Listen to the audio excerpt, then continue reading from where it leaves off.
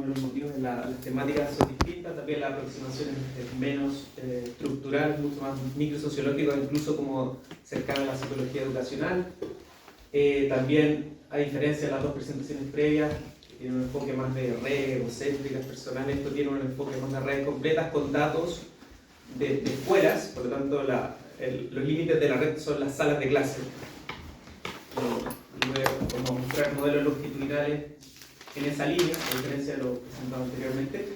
Sin embargo, creo que, pensando un poco las dos presentaciones, hay algunas similitudes que podrían aparecer quizás en otros temas. Entonces voy a hablar, y además la última diferencia es que pensé diferente la invitación y yo voy a presentar muy brevemente muchos papers distintos para que vean un poco las cosas que he hecho en los últimos años vinculadas a salud, bienestar y desigualdad.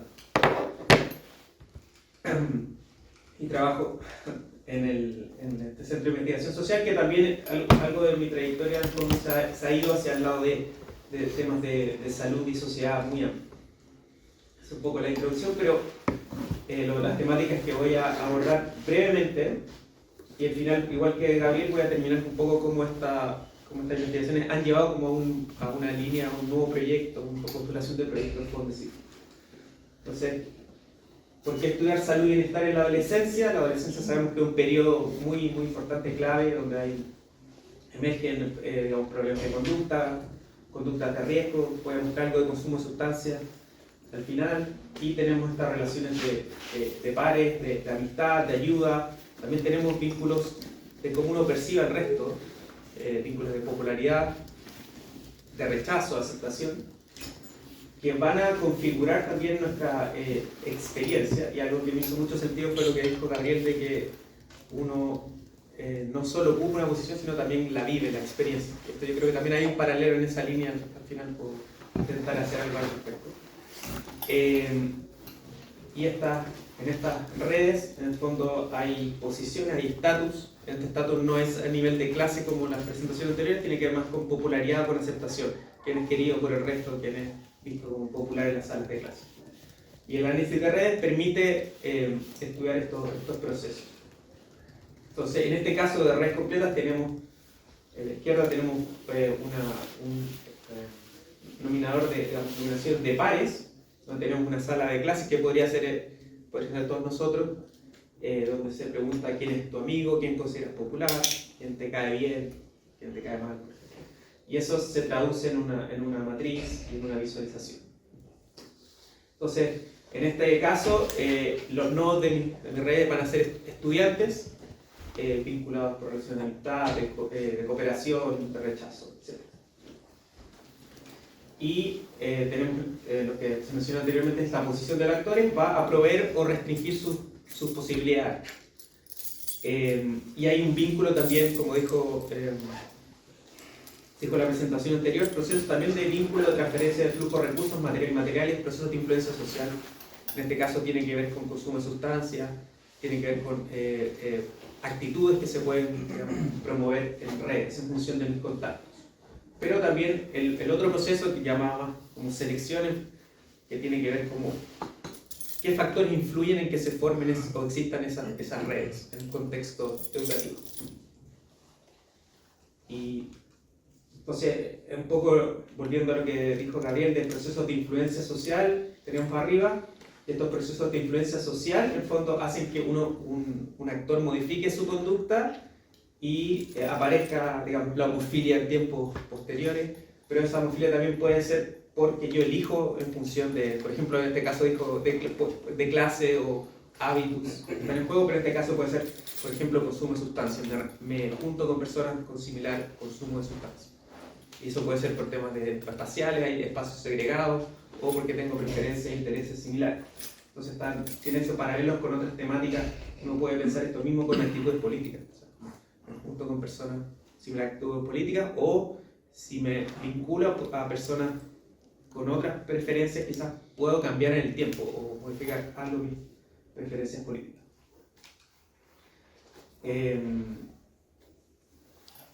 Entonces, un poco esto ya lo mencioné. También algo que se vincula con las dos presentaciones anteriores, voy a hablar de un paper que tiene que ver con temas de clase, con grupos étnicos que pueden desde un punto de encuentro con las presentaciones anteriores en contextos escolares. Un poco la línea temporal de la investigación que voy a presentar y cómo han alimentado un poco el proyecto que voy a postular ahora. Voy a desarrollar cada uno de estos papers rápidamente. Este es un paper que tenía que ver con estudiar las elecciones de amistad de estudiantes que eran considerados victimizados. Entonces, las hipótesis que estaban en juego eran estudiantes victimizados eligen estudiantes que son agresivos, pensando como en eventuales defensores, o estudiantes prosociales, que los ayudan, los protegen de otra manera, ¿no? Dos estrategias distintas. Y encontramos, esto eran con estudiantes de cuarto básico, y en el fondo se elegían estudiantes prosociales y no agresivos. Se prefería esta vía de protección por cooperación, una vía más positiva, entre comillas. Y también vimos si habían efectos de influencia social en función de tener amigos victimizados, y no encontramos ese efecto de contagio de niveles de victimización. Y acá, después pueden ver en la presentación, la pueden enviar y pueden ver los resultados. El segundo paper tiene que ver con una intervención que fue liderada por Paula Luengo de la Escuela de acá de Psicología. Trabajaba mucho con Christian Berger también de la Escuela de Psicología de la Universidad Católica. Tenía que ver con esta intervención procívico. No sé si han escuchado la intervención procívico, tiene que ver con promover la cooperación, la prosocialidad, la educación cívica. Y queríamos ver si hacer una comparación entre las salas de control y las salas de intervención en función de redes de amistad y antipatía de rechazo. Queríamos ver si hay alguna diferencia entre las salas, y lo que encontramos no encontramos diferencias en las redes de amistad, pero sí encontramos que los estudiantes, un menor rechazo a los estudiantes que eran considerados víctimas y agresores en las salas de intervención, a diferencia de las salas de control. Y acá quizás algo más especulativo en el fondo, que uno puede pensar que la red de amistad quizás son mucho más estables y difíciles de modificar que percepciones de rechazo sobre otra persona. Esto eran salas, 16 aulas, la mitad eran de intervención y la otra de control. Y eso era un resultado de esta intervención de procívico. Después teníamos algo más vinculado a las presentaciones anteriores, que tenía que ver con el rol que puede tener la como toma de perspectiva de empatía y el prejuicio de clase social en relaciones de formación de amistades interétnicas en salas de clase. Esta con una estudiante doctorada, ya terminó, Daniela Chávez, también parte de Chisornet. Y acá teníamos aulas multiculturales, y lo interesante que vimos, bueno, de partida sí existía esta tendencia homofílica por grupo étnico en estas salas, pero esta tendencia se reducía cuanto más empática eran los estudiantes, y esta tendencia homofílica se acrecentaba cuando el estudiante tenía un mayor prejuicio hacia sus clases sociales bajas. Que yo creo que hay una línea en común que uno puede explorar en contextos escolares, como los prejuicios pueden afectar mis elecciones de amistad por grupos étnicos, por clases, etc. Acá están los resultados. Después, algo más actual, que estaba moviéndome en temas de salud mental, y esto tiene que ver un poco con lo que dijo Gabriel esto de experienciar la posición en la red. Tiene que ver con la hipótesis de que estudiantes con síntomas depresivos, entre comillas, perciben distinto su realidad, sus relaciones, en este caso fueron de amistad, de aceptación y rechazo. Digo distinto en el sentido que la hipótesis es que ellos iban a ser más nominar más relaciones de rechazo, menos de aceptación, pero no iban a ser castigados por sus pares. Y de hecho algo así encontramos en este paper. Estos estudiantes tenían una mayor probabilidad de rechazar, menor de aceptación, pero no eran objetivamente más rechazados por el resto. Tiene que ver cómo factores como en este caso síntomas depresivos pueden condicionar la percepción de donde uno se mueve. Que quizás ahí tiene esa relación con experienciar una clase social. Acá puede ser como procesos más psicológicos en juego. Y esto era con datos de escuelas en Italia. Están los resultados. Después tenemos algo medio también moviendo la línea de explicar procesos un poco más como de cooperación, más positivo.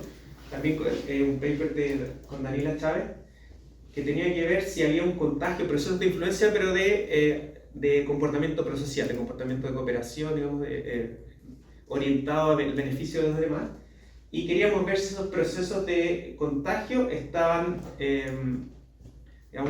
moderados por el estatus social de los estudiantes, y tenía que ver aquí estatus social, cuán aceptados eran, cuán queridos eran por sus compañeros. Y encontramos que había una mayor contagio cuando yo, digamos, quería o aceptaba a estudiantes que eran más en el fondo, si yo estaba rodeado de una red de estudiantes prosociales, estaba este proceso de influencia, pero era acrecentado cuando estos estudiantes, mi grupo, eran estudiantes más aceptados. Y también, por el lado de quien modifica la conducta, los menos aceptados eran más influenciables en su comportamiento prosocial. También estos eran datos de escuelas en Chile. Acá están los modelos. Y por último, tenía que ver con también temas de percepción, que era tratar de distinguir lo que llamé acá la percepción diárica de la reputacional, con agresión, prosocialidad y popularidad, para explicar relaciones de amistad. Voy ahora a desarrollar la idea de percepción diárica. Tiene que ver con el juicio individual. Yo creo que Pedro es agresivo, por ejemplo. Distinguirlo de reputacional, que es Pedro es visto como agresivo por el grupo en conjunto, porque recuerden todas las nominaciones de cada estudiante sobre los demás. Entonces la idea era comparar si las relaciones de amistad se formaban más en base a un juicio individual o un juicio más reputacional. Un poco era la idea. Y en general la reputación era más importante que la percepción individual asociada para prosocialidad y popular, para formar relaciones de amistad.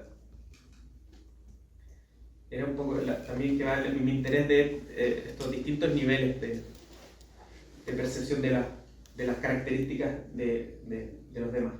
Y por último, voy a presentar dos papers en revisión de mis fondos de civilización, que ya cerró. Tiene que ver con el consumo de alcohol y redes de amistad.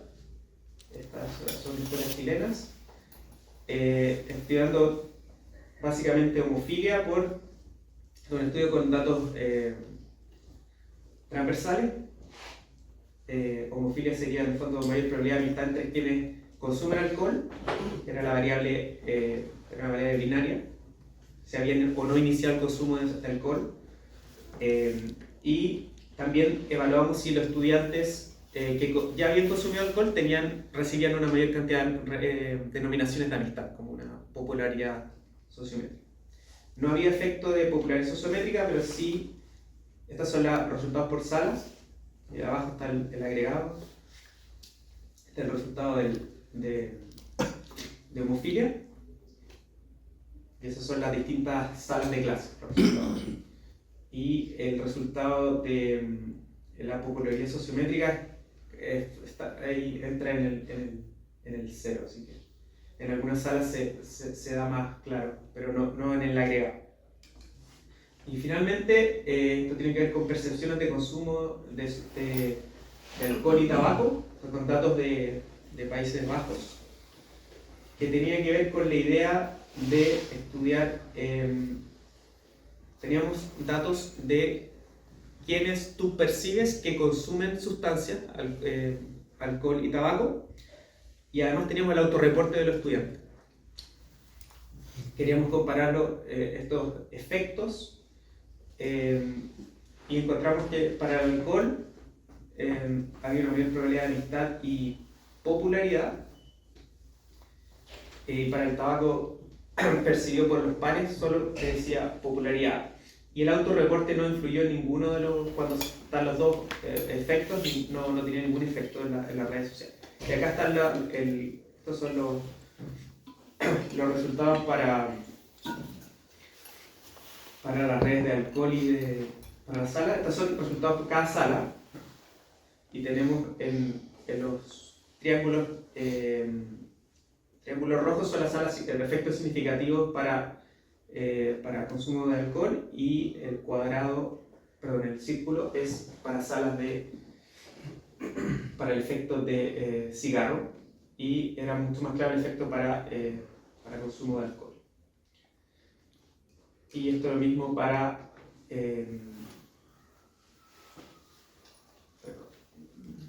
esto era para amistad y esto era para relaciones de popularidad, como el que otros perciban que uno consume sustancias, alcohol y tabaco, puede influenciar en que ellos te consideren popular, porque tiene que ver con el inicio del periodo donde el inicio de consumo de sustancias puede tener réditos sociales en posicionar al estudiante como que adopta conductas de riesgo, conductas que son, digamos,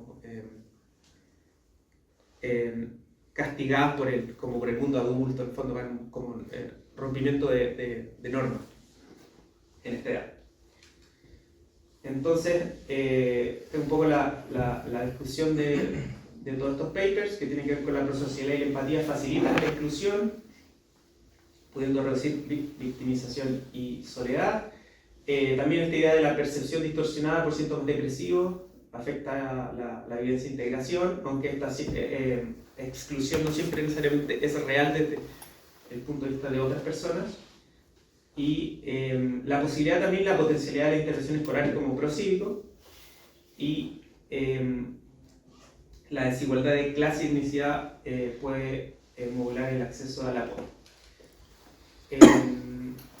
También quería decir algo respecto a esta posibilidad de generar intervenciones. Por ejemplo, todo el grupo de Procívico participa en el programa A Convivir se Aprende.